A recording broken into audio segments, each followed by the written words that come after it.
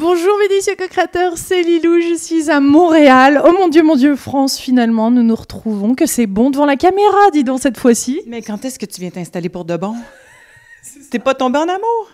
J'adore le Québec. 3 semaines là passées au Québec, absolument merveilleux. Merci de ton invitation aussi et de ton soutien à Greenfield Park, c'est vraiment très apprécié. J'aime beaucoup cette énergie d'ailleurs de partage que je retrouve au Canada, mais pas forcément en France. Et ça me touche beaucoup. Surtout qu'on fait un petit peu le même métier quelque part, ou du moins tu faisais mon métier. T'as fait 20 ans de télé, et toi carrément à la télé. T'as écrit des dizaines de livres, faut dire ce qui est, et maintenant tu fais des conférences. Ta vie a complètement changé. Complètement, écoute. Et quand je t'ai vue arriver, je me suis dit, oh mon Dieu, mais c'est vraiment une petite sœur cosmique. Elle fait exactement le même métier que j'ai fait il y a quelques années, c'est-à-dire interviewer des gens qui ont vécu des éveils cosmiques ou des éveils marquants, en tout cas, donc des EMI et tout ce que tu fais déjà. Moi, je le faisais juste pour le Québec, là, pour une revue. Mais effectivement, ma vie a complètement changé. Je te dirais, il y a peut-être 11 ans de ça, en 2002 exactement. Moi, j'étais journaliste d'enquête pour le réseau TVA, donc je travaillais, j'étais vraiment sceptique, j'étais même un peu arrogante, il faut le dire. Là. J'étais arrogante, un peu baveuse, comme mes patrons disaient. Et j'étais une excellente journaliste pour aller chercher les bandits puis les ramener à la caméra. Et jamais j'aurais pensé que 10 ans plus tard, je ferais la promotion de probablement des gens que j'aurais pris à la caméra cachée, comprends-tu, il y a 15 ans, parce que j'étais dans une inconscience totale. Alors, ce qui s'est passé, c'est qu'en 2002, il y a une animatrice ici au Québec qui s'appelle Claire Lamarche, qui est l'équivalent de Oprah. Exactement. Elle avait la même mission à 4 heures, à tous les jours, avec des gens qui avaient vécu toutes sortes d'affaires. Puis elle m'a demandé en 2002, elle dit, France, écoute, on veut faire une émission d'1 heure avec une médium qui dit qu'elle parle avec les morts, puis toi, tu es journaliste d'enquête, ton père est décédé quand tu avais 14 ans, tu vas aller rencontrer cette bonne femme-là, puis tu vas nous le dire si c'est un charlatan, tu sais. Fait que je suis pas de problème. Moi, ça fait 25 ans que j'attends mon meeting avec mon père qui est mort depuis 25 ans, tu comprends? Fait que je suis allée m'installer devant ce madame-là, puis j'ai dit comme ça, là, je te jure, les 2 bras croisés, puis j'ai dit, OK, impressionnez-moi, madame, tu sais. Et ça a pris 3 minutes, je pleurais comme une madeleine. Et là, ça a complètement chamboulé ma vie. Bon, alors, il faut dire... Qu'est-ce que t'as dit, là, qui t'a... Voilà, je vais te le raconter, là. Vite. Elle a commencé par me dire, bon, ton père est là. Je dis, oui, c'est facile, vous le savez qu'il est décédé. Mais c'est tout ce qu'elle savait de moi. Hein? Je ne suis pas une vedette, même bien que je sois connue ici, je ne suis pas une vedette qui étale sa vie dans les journaux. Alors, elle savait que mon père était décédé et c'est tout. Elle dit, mais il n'est pas tout seul, il est avec une femme plus âgée, plus vieille, puis elle est à côté, puis elle fait ça comme ça, puis elle me montrait les gestes. Là. Elle les voit, puis elle les entend. Puis elle dit, elle fait ça comme ça, la femme, puis elle dit qu'elle ne veut pas vous déranger, elle veut juste te dire qu'elle t'aime comme sa propre fille, que tu l'appelais ta deuxième mère, puis qu'elle veut assister à ces retrouvailles-là, elle trouve ça trop beau. Et c'est là que je me suis mis à pleurer parce que moi, j'ai été élevée en Gaspésie, dans l'est du Québec, dans un petit village. Mon père était médecin, ma mère était une madame docteur, comme on appelait ça dans le temps, donc elle jouait au golf, et on avait des nounous. On avait des femmes qui s'occupaient de nous, les enfants. Et moi, j'ai carrément été élevée par cette nounou-là, qui s'appelle Lucienne, qui était effectivement plus petite, plus âgée que mon père, et je l'ai toujours appelée ma deuxième mère, puis j'étais son chouchou, tu sais, elle m'adorait. Alors, j'ai dit, OK, là, je vous écoute, madame, vous avez capté mon attention. Et pendant 2 heures de temps, elle m'a fait des révélations sur mon père. Elle m'a dit des choses que je ne savais pas, qu'il a fallu que je confirme avec ma mère le soir. Donc, ça ne pouvait pas être de la télépathie. Je suis sortie de là, je tremblais comme une feuille. J'étais avec une collègue de travail qui, elle, était la chef de la coordination de la recherche. Alors, elle est venue avec moi, puis elle a vécu la même expérience, mais pour son ancien mari décédé, elle aussi. Fait qu'on est revenu à Montréal, là, tu sais, on tremblait toutes les deux dans l'auto, puis on s'est dit, non, mais qu'est-ce que c'est ça? Et moi, je voulais pas faire l'émission de télé. Je savais que j'allais me retrouver devant 1 million de personnes à dire, moi, France Gauthier, la journaliste d'enquête, j'ai parlé à mon père qui était mort, tu sais. Hello! Alors, ça faisait pas de sens et c'était pas bon pour mon image. J'ai essayé de m'en sortir, mais il y avait vraiment un élan à l'intérieur de moi qui disait, non, France, il faut que tu fasses cette émission-là. Et je l'ai faite. TVA a tremblé. La madame est devenue une vedette instantanément. Et moi, je me suis dit, bon, c'est beau, j'ai fait ma job. Je retourne à ma petite job de journaliste. Mais c'était de bien mal comprendre, évidemment, le karma, là, mais aussi le grand plan. Je te dirais que moi, mon grand plan était tracé d'avance que je devais être une enseignante. Ouais. Alors, ça a pris 2 ans avant que je publie mon premier livre. Et depuis ce temps-là, j'ai écrit 6 livres, en fait, pas des dizaines, mais 6. Le 7e est en route. Et ça a complètement transformé ma vie. Ça a commencé avec la vie après la mort pour que je comprenne qu'effectivement, la conscience survit au corps physique, mais ça va bien au-delà de ça. Et après ça, j'ai commencé à rencontrer des consciences de d'autres niveaux. Et là, j'écris carrément sur la conscience, sur la guérison. Mon dernier livre est un livre sur l'amour, parce que quand on en arrive finalement à comprendre que c'est tout ce qu'il y a, c'est le moteur, c'est le mouvement de chaque être humain, l'amour. C'est ça que j'aimerais parler avec toi maintenant, où tu en es, parce que tu as vécu quand même pas mal de transformations tout au long de ta vie, et maintenant tu t'autorises des périodes de calme, près d'un lac, et comme là tu reviens et t'es encore retransformé, et je pense qu'on est tous amenés à vivre ça, à être dans cette danse avec la vie, d'accepter ces moments où il y a peut-être moins d'activité pour ensuite renaître. Parle-nous de ce que tu as vécu ces dernières années, derniers mois même, voire même cet été, parce que ça va tellement vite maintenant. Comment tu es passé de la journaliste à t'arrêter, à décider de complètement t'arrêter et à faire des conférences, de parler du divin qui est en nous, que nous sommes des dieux incarnés sur Terre, et de parler de l'amour. Il y a quand même du chemin. Un gros chemin. D'ailleurs, ma conférence, la dernière, là, que j'ai commencé à donner cette année, s'appelle « Je suis Dieu, rien de moins ». Mais je me garde une petite gêne, là, il y a un sous-titre « Vous aussi ». Tu sais. Alors, ça a commencé, écoute, c'est en 2010 que j'ai fait mon premier, ce que j'ai appelé « reset ». Pourquoi? Parce que dans le détour, à force de faire des recherches, à faire des entrevues avec des gens dans la conscience, à faire des entrevues avec des médiums aussi, j'ai constaté qu'on l'était tous. Et j'ai commencé à imiter une de mes amies qui fait de l'écriture inspirée. Puis je dis, regarde, c'est comme ça que tu fais ça, on va faire la même chose. Moi, je dis tout le temps, j'ai rien inventé, je suis la reine des copieuses. Si ça marche pour toi, on va faire pareil, puis ça va marcher pour moi. Alors, c'est comme ça que j'ai appris à faire de l'écriture inspirée. J'ai regardé ma chum faire. Je dis, OK, je le fais comme ça. Et ça s'est mis à fonctionner la journée où j'ai commencé à me croire. C'est-à-dire que ça faisait 3 ans que j'écrivais et j'étais convaincue que c'était n'importe quoi. Puis à un moment donné, je me suis relue et j'ai réalisé qu'il y avait plein de choses que j'avais écrites qui se sont produites dans un futur très, très rapproché. Alors, c'est pas pour devenir devin que j'ai développé ça, mais c'était vraiment important que je comprenne que, OK, on est tous branchés sur la même source si on se donne la peine de le faire. Alors, j'ai appris à méditer. Et en 2010, au printemps 2010, dans mon écriture inspirée, ça me disait, il faut que tu fasses un reset. Je venais de terminer une grosse série documentaire sur les médiums, justement, qui s'intitule « Si c'était vrai ». Ça a été diffusé à Canal Vie, puis je pense qu'on peut encore en voir des capsules sur le web. Et là, j'étais fatiguée, puis c'était écrit, il faut que tu fasses un reset. Tu vois l'image, là, tu pèses sur le bouton de l'ordinateur, tu mets ça à off, puis quand tu vas revenir, tu vas voir que ta création va être décuplée de vitesse et d'intensité. Et j'ai carrément fait une profession de foi. J'avais rien en avant de moi, j'avais plus une scène, j'ai 2 enfants à nourrir, j'avais un projet de documentaire qui est tombé à l'eau pendant l'été, et je me suis dit, pas grave, je continue, je le sais qu'il va se passer quelque chose. Et à l'automne 2010, ça a commencé à bouillonner en dedans de moi, puis là, ça me disait, toujours dans mon écriture, il me disait... Mais moi, je dis que c'est mes guides, là, mais on va dire que c'est mon higher self, OK? C'est France dans une version améliorée, tu sais, L'Oréal, la version L'Oréal. Alors, bref, ça me disait, fais-toi un site Internet, mais pas dans ces mots-là. Il me disait, le web est la toile qui va vous permettre de lever le voile. Et c'est en 2010 que j'ai découvert Lilou Massé sur le web. Qu'est-ce que je fais là, moi? Dans cette histoire? Bien, dans cette histoire, j'ai donné une entrevue à un gars ici qui s'appelle Denis Lévesque, qui est un animateur très populaire d'affaires publiques à TVA. Et c'était pour un de mes livres. Puis à un moment donné, j'ai dit, écoute, moi, je veux revenir te parler de 2012 parce que je veux absolument démystifier tout ça. Là. Tout le monde est en train de venir fou avec 2012. C'est pas la fin du monde, c'est la fin d'un monde, puis je voudrais t'en parler. Et ça partait d'une entrevue que j'avais vue de toi avec Carl Coleman. Puis je me disais, ça, c'est intéressant. Puis moi, j'avais plein de choses à dire là-dessus aussi. Fait que j'ai combiné un peu les recherches de Coleman avec ce que moi, j'avais compris de tout ça. Puis je suis retournée à cette émission d'affaires publiques-là, et là, ça a ouvert le champ comme ça. Il me disait, fais-toi un site Internet, là, mes guides, là, puis tu vas avoir des dates de conférences puis d'ateliers qui vont venir. Alors, j'ai carrément fait une profession de foi, j'ai mis des dates, et là, la télé m'a appelé pour donner cette fameuse entrevue-là sur 2012, qui est toujours facile à trouver sur le web, là, d'ailleurs sur mon site Internet ou sur YouTube, là, francegauthier.ca. Fait que cette entrevue-là a fait faire un bond quantique complètement. Là, ça m'a propulsé en avant. J'ai reçu des milliers de courriels dans une fin de semaine. Et là, j'ai dit, OK, je vais aller expliquer ça.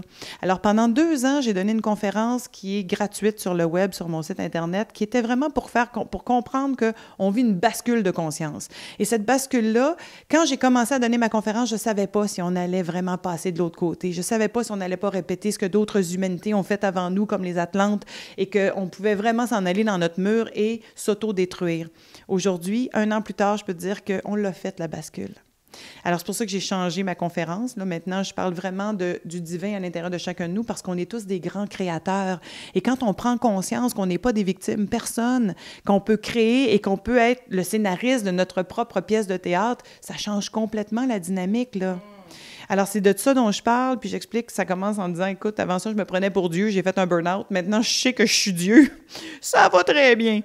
Alors, c'est vraiment une question de recontacter ce créateur à l'intérieur de nous, de prendre les commandes de notre vie. Et c'est très facile à dire, mais j'ai vraiment trouvé des trucs aussi faciles à mettre en pratique.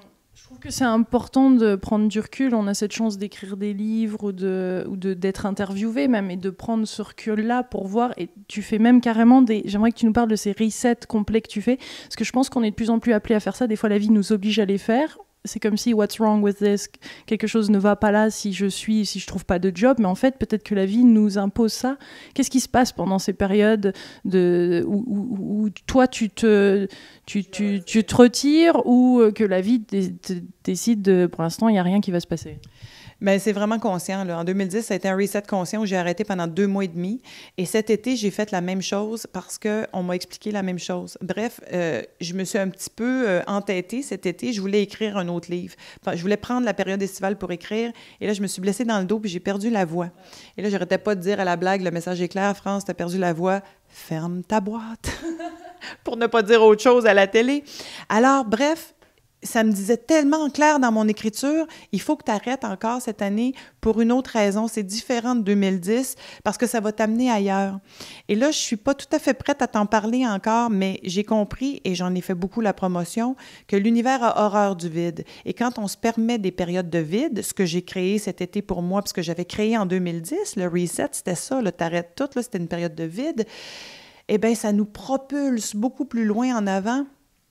Parce que, justement, on a permis ce vide-là pour qu'on puisse créer autre chose. Tu sais, ma ligne là-dedans, là, c'est simple, là, c'est que nous, les Occidentaux, là, partout là, en Occident, on est tous pareils, on est constamment pris dans notre roue de hamster.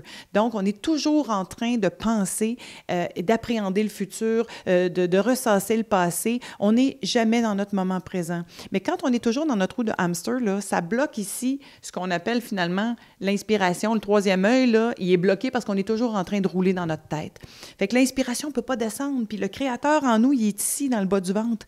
Il faut que cette énergie-là descende ici pour qu'on puisse se lever debout et aller créer d'autres choses. Alors, si tu veux créer d'autres choses dans ta vie, si tu es tanné de ce que tu vis présentement, là, puis que tu veux créer d'autres choses, faire une pause de quelques semaines, de quelques mois, si tu es capable, c'est merveilleux. Puis je dis aux gens, si vous n'êtes pas capable d'arrêter de travailler comme moi je fais, parce que je fais des professions de foi, puis je sais que je ne manquerai jamais de rien, parce que c'est comme si c'était intégré en moi, là c'est la même chose. Là, cet automne, j'ai aucune idée là, si je vais avoir de l'argent encore, puis je sais que j'en manquerai jamais. Mais je dis aux gens, si vous n'êtes pas capable de faire ça, créez quelques heures de vide dans votre semaine, tout simplement et tout bonnement, des espaces dans la semaine où est-ce que tu crées vraiment le vide. Et le vide, ça ne veut pas dire d'aller au spa, ça ne veut pas dire d'aller se faire les ongles, ça ne veut pas dire de lire un bon livre ou d'écouter une game de golf à la télé, là. Ça veut vraiment dire de ne rien faire. Et ça, là, je suis passée maître cet été. Tu n'as même pas idée à quel point j'ai rien fait avec un R majuscule. Mais ça m'a pris 1 mois avant d'arriver à faire rien. 1 mois à décompresser. Puis au bout d'1 mois, j'ai vraiment commencé à intégrer, OK, le rien avec un grand R, là. Et après ça, j'ai commencé à voir ce que ça me donnait. Et je pourrais te donner un mot qui résume mon été, là. Et c'est vraiment un bon cantique dans mon cas, à moi, là, parce que ça m'amène à une autre étape de mon évolution. C'est la désidentification. Ouais. Je me suis désidentifiée du personnage. Le personnage France Gauthier, qui est une ancienne journaliste, une animatrice, qui est une auteure, une conférencière. Tout ça, pour moi, c'est comme si j'avais oublié cet été que j'ai fait ça. Puis ça n'a plus aucune importance. Ouais. Et là, tout à coup, ça m'a ramené à l'essence de qui je suis vraiment. Ouais. Et l'essence, c'est vraiment, oui, je suis une enseignante, éclaireur, oui, il y a une animatrice en moi, là, mais ça, le personnage est tombé. Et là, c'est comme, ah, wow, c'est ça, quand l'ego tombe en mille miettes, que les masques tombent par terre. J'en parle depuis des années, je l'enseigne, mais on enseigne toujours ce qu'on a besoin d'apprendre, là. Bien là, je l'ai senti cet été. Le masque, pas tout, probablement, c'est sûr qu'il en reste toujours un peu, mais il y a un gros morceau du masque qui est tombé. Où est-ce que ça va m'amener? J'en ai aucune idée, mais je suis très excitée de savoir ce que je vais pouvoir créer à partir de ça. Il y a cette merveilleuse liberté d'être. Ah, c'est tellement extraordinaire, là. Puis Il n'y a plus besoin de représentation, il n'y a plus besoin de masque, il n'y a plus besoin de prétendre à quoi que ce soit. On est tellement beaux tels que nous sommes. Oui, et puis c'est sûr que je vais continuer de donner des conférences, des ateliers. Je l'enseigne, l'écriture inspirée, là, puis je constate à la fin de la journée, je vois du monde rentrer dans un état X, puis ils partent à la fin de la journée comme des gros soleils parce qu'ils ont touché à quelque chose. Puis je dis tout le temps, même si vous ne faites pas d'écriture demain ou dans un an, c'est pas grave, le canal s'est ouvert. Alors vous avez connecté avec votre soi supérieur, avec la partie de vous qui est pluguée en bon français, qui est branchée sur la sagesse, sur la connaissance universelle. Fait que tout ça, je l'enseigne. Et je te dirais que j'en ai intégré des grands bouts, mais vraiment, je continue d'en intégrer au fur et à mesure que j'en parle, là. Puis c'est ça qui fait que la conférence est constamment en évolution. J'en ai pas fait 2 pareils depuis le début, ils sont toujours en évolution. Mes ateliers aussi, on est tous des êtres humains en évolution. Mais ce qui est intéressant pour l'instant de constater, là, parce que moi, avant ça, je trouvais que j'étais une visionnaire. Tu sais, j'étais vraiment capable de voir quelques années en avant. Là, on est dans une nouvelle matrice. On l'a fait, la bascule. On est dans une nouvelle conscience. Et là, tout est à construire, tout est à bâtir. On est dans un nouveau monde où est-ce que tout est à faire. Alors, je suis plus capable de voir en avant. Je suis devenue myope tout d'un coup parce que là, vraiment, je pense que toute l'énergie actuelle mondiale nous pousse à être dans le moment présent. Et à vraiment se laisser inspirer, à mettre ça ici. Puis c'est les gens qui vont souffrir le plus dans cette bascule-là, je le dis tout le temps, là, ce sont les intellectuels. Ce sont les gens qui ont des structures mentales très rigides et qui croient détenir la vérité, là, parce que tout est en permanente mouvance. On n'arrête pas, on est toujours en train de changer. Fait que si tu es très rigide ici, tu vas avoir de la difficulté à vivre avec les changements qui s'en viennent parce qu'on est tout le temps dans des changements pour les années à venir. Et là, c'est les structures qui vont commencer à tomber. Là, on va voir nos structures économiques se transformer, nos structures sociales, religieuses. Ça va aller à tous les niveaux, là. Alors, puis aussi éducationnel dans les écoles, il faut que ça change parce que là, on a des nouveaux enfants, les enfants cristal qui arrivent dans les écoles, puis les autres, ils ne se retrouvent plus. Alors, tout ça, là, ça va être à bâtir. Mais il faut bâtir à partir d'ici et non de là. Alors, moi, ce que j'ai appris à faire dans les dernières années, c'est mettre ça à off ou, en tout cas, de le mettre au service du cœur. Et tout ça, je le raconte dans la conférence qui est gratuite, d'ailleurs, sur le net, là, comment est-ce que j'ai découvert la vibration du cœur, puis que maintenant, je m'en inspire constamment, tu sais. Tu n'as pas encore parlé de la nature, mais au Québec, vous êtes entouré d'une magnifique nature. Tu étais toi-même au bord d'un lac entouré de nature. C'est quand même une source et ça me paraît un élément essentiel de cette bascule et de ressentir cette vibration et de vivre, d'être pleinement dans le moment présent. Bien, ce que je comprends, puis ce que j'applique dans ma vie, en tout cas, là, puis ça fonctionne, là, c'est qu'il n'y a pas, pour moi, il n'y a pas d'ascension possible, il n'y a pas d'élévation spirituelle possible sans la contemplation, la méditation, puis la nature. Alors, contemplation, méditation, c'est un ou l'autre. Si tu n'es pas capable de méditer, je dis tout le temps, je comprends que vous ne soyez pas capable de méditer. Moi, j'ai beaucoup de difficultés, là, je suis une hyperactive mentale. Alors, si je m'assois sur le bord d'un cours d'eau ou sur le bord d'un arbre, je suis capable de contempler, par contre. Hein, et regarder pendant 10, 15 minutes, et ça fait le même travail que méditer. Et la nature, parce qu'on est dénaturé. On s'est complètement dénaturé dans les dernières années, dans les derniers centenaires, même depuis l'arrivée de l'ère industrielle, donc à peu près 300 ans, 250-300 ans. Donc, on a à revenir à la nature profonde de l'être humain qui est d'être branché, connecté à la nature. Donc, moi, je me suis acheté une petite maison à flanc de montagne il y a 4 ans. C'est le plus beau move que j'ai fait de ma vie. Je vais un dodo, parce que je suis obligée d'habiter à Montréal là, pour des raisons de travail puis tout ça, mais un dodo ou 2 dodos à la campagne par semaine, je suis complètement régénérée. Parce que l'énergie est tellement élevée dans les montagnes. Alors, il faut que les gens comprennent que c'est pas grave si tu n'as pas les moyens de t'acheter une maison en montagne, là, si tu es capable d'y aller, de prendre le train, de prendre l'autobus, d'aller dans les parcs, de se rapprocher des arbres, des animaux. Vraiment, dans le Nouveau Monde, on va avoir à se rapprocher des animaux, de la faune, de la flore, de la nature et vraiment de ce qu'on est, de notre être divin à l'intérieur. Puis ça passe par la contemplation ou la méditation. Puis vraiment, là, si moi, je suis capable de méditer, ne serait-ce que quelques nanosecondes dans mon 15 minutes que je suis assise, tout le monde peut le faire. Tu parles beaucoup de channeling et depuis ces dernières années, tu as eu quand même pas mal d'expérience à ce niveau-là. Est-ce que ça a pris autant de place cet été ou c'est quelque chose que tu laisses un peu derrière et que tu te rends compte que finalement, tout ça est là? Parce que moi, je suis vraiment quelqu'un qui a envie d'encourager les gens à se rendre compte que toutes les réponses sont là, que nous avons déjà tout ici. Donc le channeling, oui, mais quelle est la portion idéale? Est-ce qu'on en a vraiment besoin? Et est-ce qu'on doit attendre de recevoir des messages extérieurs encore? Parce que c'est encore ce piège de... C'est à l'extérieur de moi et pas en moi. Ah non, j'enseigne complètement l'inverse, là. C'est-à-dire qu'on n'a pas à donner notre pouvoir à qui que ce soit. J'ai travaillé avec des channels, je le fais encore à l'occasion, entre autres Pierre Lessard, que tu connais, que tu as interviewé, qui canalise les énergies du Maître Saint-Germain. Mais j'ai tout le temps, appelez-le comme vous voulez. Moi, je les appelle tous Maurice à la blague parce que c'est des parties de nous. Alors, je suis channel, tu es channel, et mon running gag, je ne sais pas comment est-ce qu'on dirait ça en français, mais ma blague là-dessus que je fais tout le temps, c'est le channeling, c'est vraiment un métier en voie de disparition. Parce qu'on est tous des channels. On est tous des canaux branchés sur de l'énergie et cette énergie-là porte différentes fréquences. Et quand on se branche à ce que j'ai appelé le buffet énergétique, là, qu'on peut appeler la 5e dimension ou appelle ça comme tu voudras, des guides, des anges, whatever, moi, tout le temps, c'est encore une autre façon de donner notre pouvoir à quelqu'un d'autre, mais je l'appelle le soi supérieur comme bien du monde parce que là, ça me branche à moi. Et quand j'enseigne l'écriture inspirée, c'est ça que j'enseigne. Branchez-vous à vous-même. Vous n'avez pas besoin d'aller voir personne. Bien sûr que c'est le fun. On est des filles, là. C'est le fun, une fois de temps en temps, une fois par année, d'aller voir un médium, une tireuse de cartes pour s'amuser, peut-être pour confirmer des trucs qu'on sait déjà. Mais prendre un abonnement, c'est extrêmement dangereux. C'est donner ton pouvoir à quelqu'un d'autre. Alors, le pouvoir, on l'a tous en nous. On a toutes les réponses. Avant ça, là, j'écrivais systématiquement tous les matins après avoir médité. Maintenant, je fais de l'écriture de paresseuse. Donc, je médite, je pose des questions, j'entends les réponses ou je ressens les réponses ou je vois les réponses et j'écris uniquement quand je veux que ça reste. Parce que pour le reste, là, je les ai, mes réponses. À chaque matin, quand je médite, si je pose une question, je vais avoir vraiment des réponses qui ne sont pas toujours très claires, qui ne sont pas toujours satisfaisantes, mais dans le courant de la journée ou dans le courant de la vie, je vais comprendre qu'est-ce que j'ai eu le matin puis que j'ai peut-être pas compris, tu comprends? C'est dans l'expérience là, que je le vis, moi.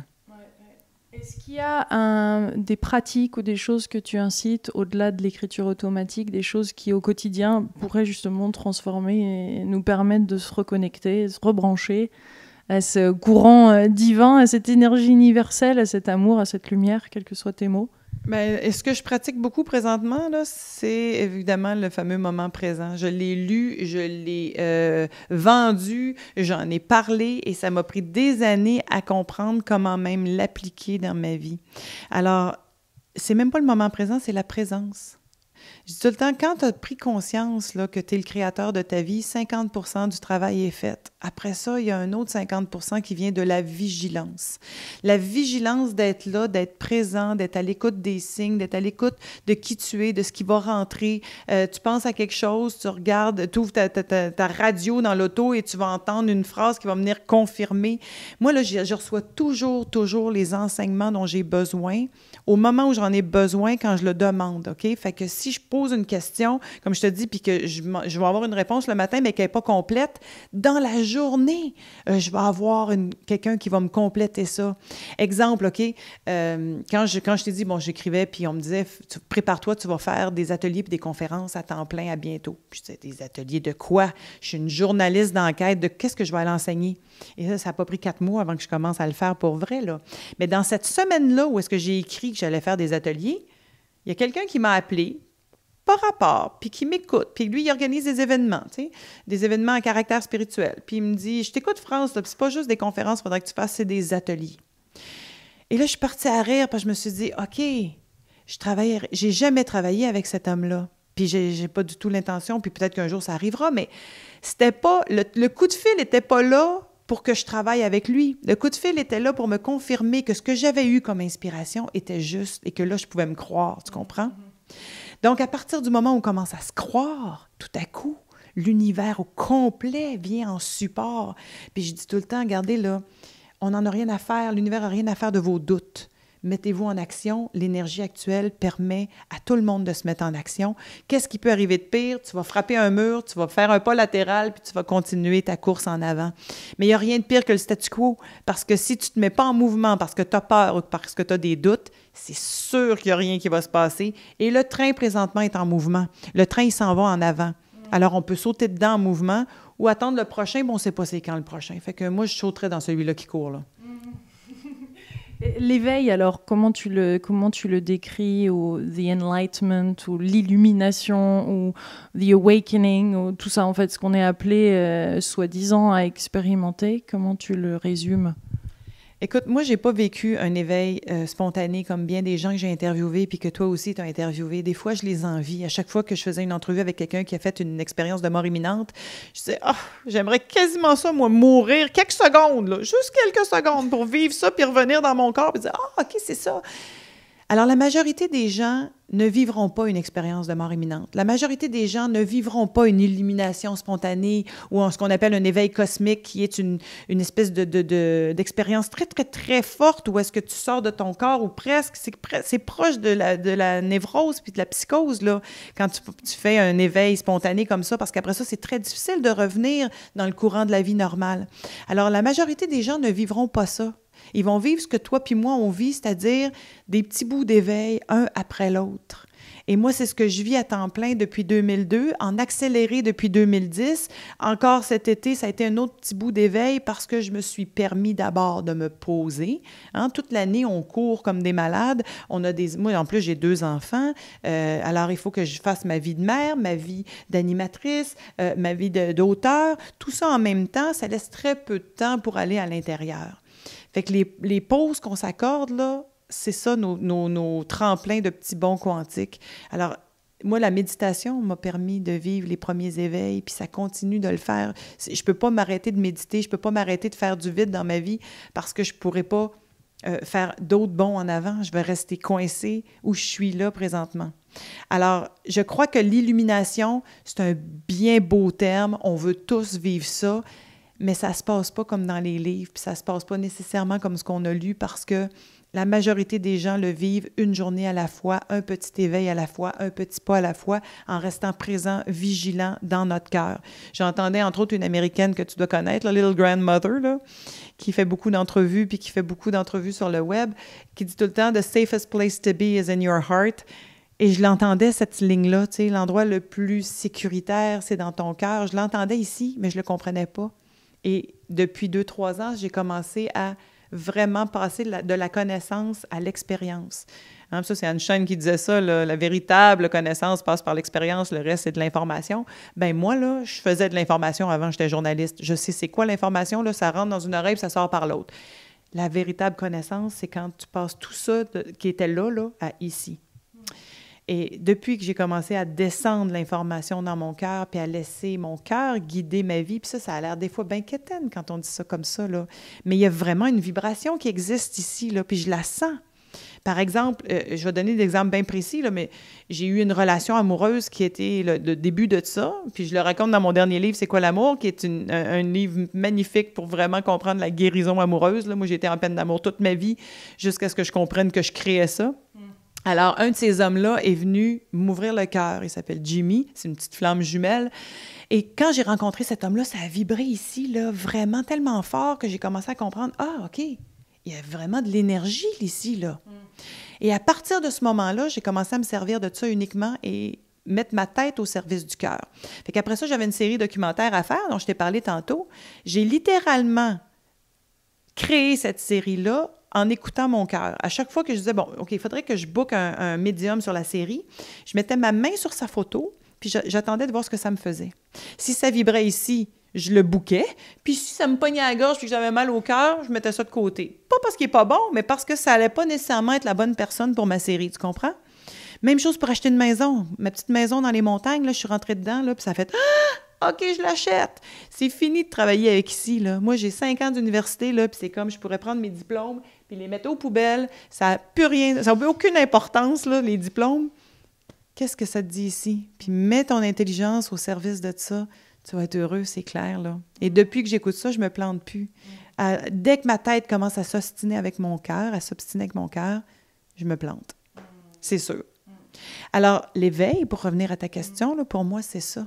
C'est des petits éveils à chaque jour, de descendre de plus en plus de cette connaissance-là qu'on pense qui était ça. On a tout misé dans nos sociétés occidentales sur l'analyse mentale, sur l'intellect, sur l'intelligence, sur le QI.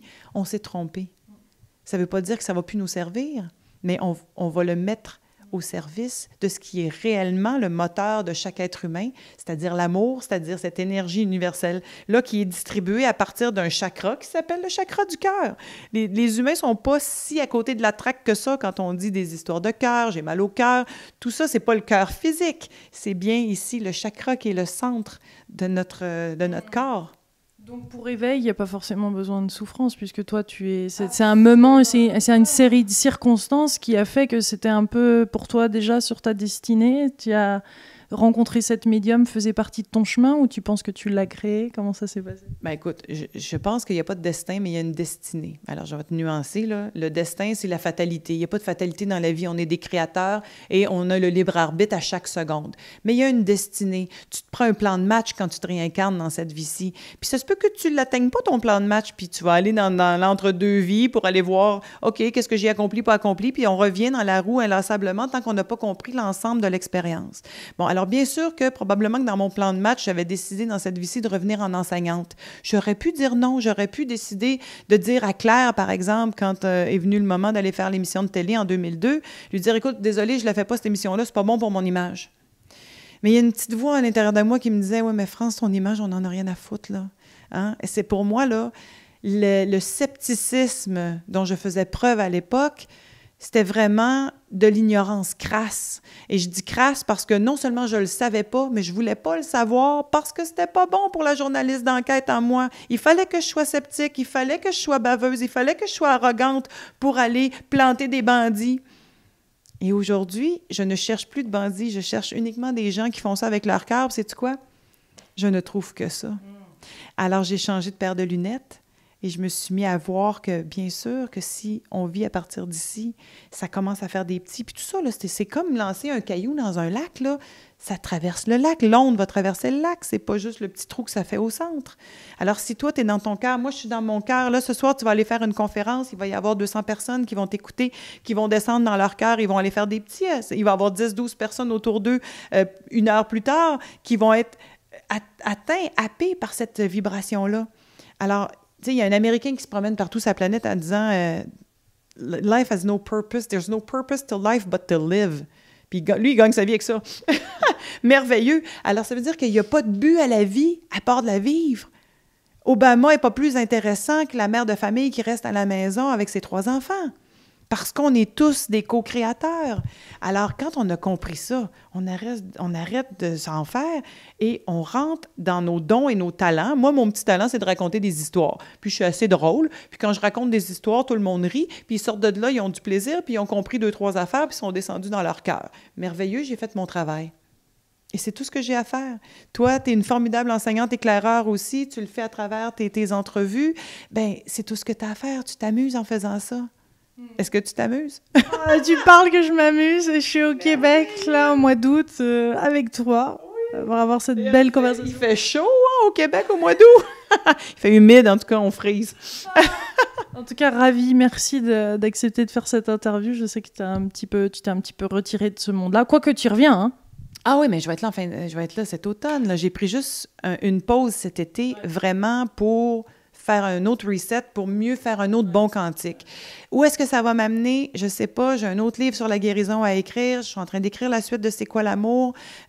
Qui, soit dit en passant, écoute, C'est quoi l'amour, là? Pour moi, c'est un petit bijou. Je vais me vanter un peu. Je peux-tu? OK. Alors... Quand j'ai fini de l'écrire l'année dernière, je l'ai relu en PDF. Et là, c'est venu, là, ça a monté. J'ai dit à mon amie qui collabore dans le livre, là, elle s'appelle Anne-Marie, j'ai dit, mon Dieu, c'est un des meilleurs que j'ai lus. Et je me suis trouvée très prétentieuse. Et justement, je me suis posé la question, pourquoi tu dis ça, France? J'ai lu des centaines de livres parce que je fais des recherches à temps plein depuis 12 ans sur la conscience. Alors, et tous m'ont apporté quelque chose. Et j'ai compris que la majorité des livres que j'avais lus avaient nourri mon esprit et que celui-là, il nourrit le cœur directement. Alors, c'est quoi l'amour? C'est vraiment un petit bijou pour comprendre que à travers nos relations amoureuses, à travers nos relations d'amitié, on a des miroirs en face de nous. On va toujours créer dans notre vie et s'attirer des gens qui vont venir nous montrer les blessures qu'on porte, qui sont reliées à nos thèmes karmiques. Et tant et aussi longtemps qu'on n'en prend pas conscience, on est des pauvres victimes. Hein? Mon Dieu qui était pas fin, mon chum, puis mon Dieu qui m'a fait souffrir, puis qui m'a fait pleurer, puis... Mais non, je l'avais attiré et c'était un maître enseignant. Alors moi, c'est ça que j'ai compris dans le détour et que là, j'ai pu remercier tous ces hommes-là qui m'ont fait souffrir pour mieux dire merci d'avoir été des maîtres enseignants. Puis pour répondre à ta question de tantôt, non, on n'a pas besoin de souffrir. Pourquoi est-ce qu'on souffre? Parce qu'on résiste. La souffrance vient uniquement de notre résistance. Et la résistance à quoi? À l'être divin qu'on est, à l'être de lumière qu'on est. Si on faisait juste d'écouter qui on est, puis qu'on on se foutait littéralement des conditionnements de nos sociétés qui veulent qu'on soit médecin, avocat. Moi, j'avais des grosses notes à l'école, j'aurais dû être médecin comme mon père, tu comprends? En 3e année d'université, je suis rentrée dans un hôpital, je me suis mis à pleurer, puis je me suis dit, je serais pas capable. Et là, je suis devenue journaliste, mais écoute, on est tellement conditionnés. Combien de gens travaillent dans des métiers qu'ils détestent parce qu'il y avait du travail, parce qu'ils voulaient gagner leur vie, parce qu'ils voulaient faire beaucoup de sous? Alors qu'il y a tellement plus à vivre. Bien, qu'il y a tellement plus à vivre. Alors non, on n'a pas à souffrir. On souffre parce qu'on est conditionné, tout simplement. Et quand on laisse tomber, et c'est cet été, là, c'est ça qui s'est passé pour moi, là, j'ai vu le masque tomber, j'ai vu le personnage qui était plus grand que nature, là, de la journaliste, de l'animatrice, de tout ça. Puis je l'ai vu tomber, puis ça a fait un petit peu mal dans le détour, je t'avoue. Parce que quand les masques tombent puis qu'on résiste, ça fait un petit peu mal. Mais j'ai pas résisté longtemps.